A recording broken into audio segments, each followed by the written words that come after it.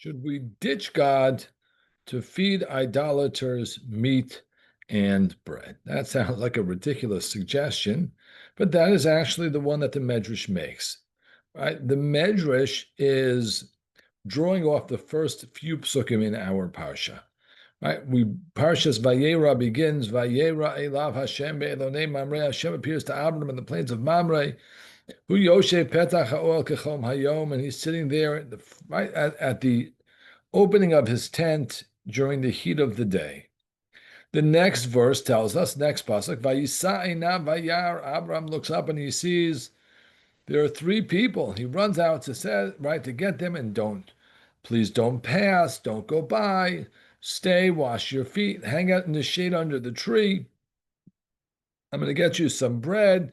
And he goes, and there's a feast with meat, and they take the cow, and on they go. Says the Medrash, right? Gedol hachnasas orchim, right? That welcoming visitors is greater. It's gedola mikavalas pnei hashchina, from literally accepting the presence or being in the presence of Hashem, right? The pnei hashchina, the face of the divine presence. Right? The way they read these psukim is that Hashem appears to Abraham. Abraham then looks up and says, wait a minute, there's people coming. Turns to God and says, hold on, God. You take a deep breath. I'm going to go take care of these weary travelers, and eventually I will get back to you. And he doesn't understand they're angels, and the story, of course, continues as it does. So I've always been fascinated, right? Is that a true idea? Is that really true? Would you really leave God? Right? And the second fascination is with the interpretation of the Rambam. Right? The Rambam reads these verses fundamentally differently. Right? Because the Rambam, based on Psukim and the Chumash, say that when Hashem appears to you in a prophecy, you are sleeping.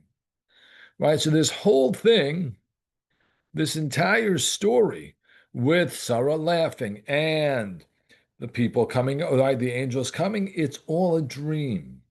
And you read that as follows: Vayera elav Hashem. Hashem appears to Abram, but Abram is asleep. What does he see in the dream? He sees that these people are coming, and that's the prophetic vision from God. So I always thought, right, that the Medrash has one read of the Psukim. In that, you could argue that accepting visitors is greater than accepting God or hanging out with Hashem's presence. According to the Rambam, right, that vort is not true. Avram never leaves Hashem, right? This is all part of the experience with Hashem. This is all part of the vision. When I was thinking about that today, however, either I had this thought and I forgot it, or I never had the thought. Shame on me either way. Right? According to the Rambam's read, Hashem is coming with messages, right? This is a prophecy. You're going to have a child. We're going to destroy stone. Think to yourself for a moment, what in the world is this business about the three people coming and Avram giving them food and drink doing in the prophecy? Right? What in the world is that doing there? It's totally unnecessary. Just tell Abraham this is what's going to happen. And if you need to have it in a picture, yeah, send the people. Person number one should get up and say, you're going to have a kid, right? Angel number one. Angel number two should say, we're going, whatever it might be.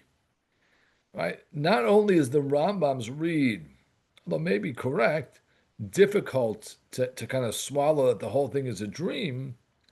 If it's a dream, it seems totally unnecessary, unless maybe the Rambam really agrees with the idea of the Medrash, not with the reading of the text, right? That he clearly argues. But the idea that part of the prophecy from Hashem is that when people come to your house, you have to take care of them. That's literally part of a prophecy for the future of the Jewish people. Um, Again, it would take a full shear to try and grapple through exactly how this all works together.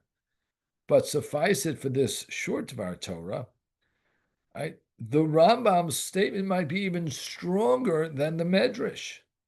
Right? The Medrash says it was Abram's choice to leave Hashem. Hashem came with a message, and Abram chose otherwise. According to the Rambam, this idea of taking care of people, even people who are not like you, but people in need, is part of a prophecy. It's part of a nevuah that affects the future of the Jewish people.